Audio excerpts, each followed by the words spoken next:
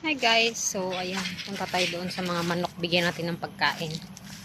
So, tatakpan kasi ng ayan.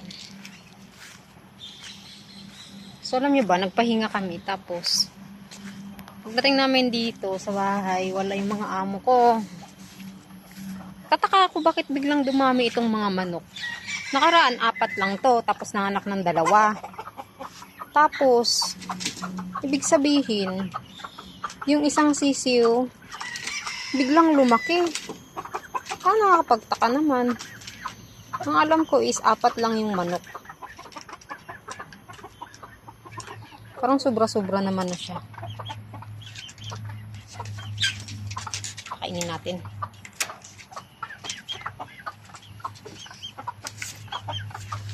Kainin natin.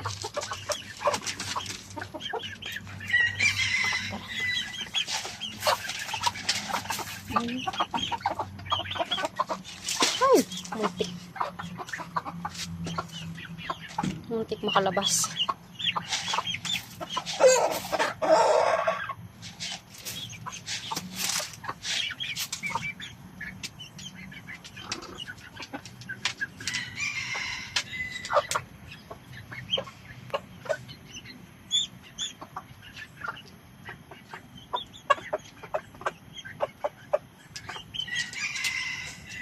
Pakain tayo ng manok.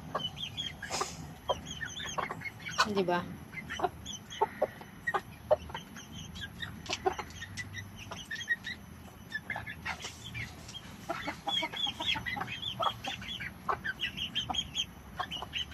Sobrang kalawak yung aming bakuran dito. Palasyo. Akala mo na ang palasyo. So, itong bahay-bahay ng manok. Hindi siya pwedeng maraming manok dito. Kaya, sabi ng amo ko, kapag mangingitlog daw, kunin ka agad. Kasi nga, pag dumami, wala nang space. Yan. May mga manok kumakain ng feeds. So, ayaw nila ng corn, ayaw nila ng rice, ayaw nila yung kanin. So, gusto nila yung feeds talaga yung in-order ng amo ko. So, yan, nakita nyo ba?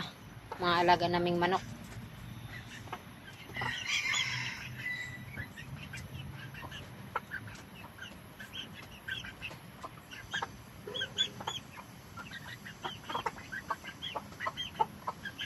Diba?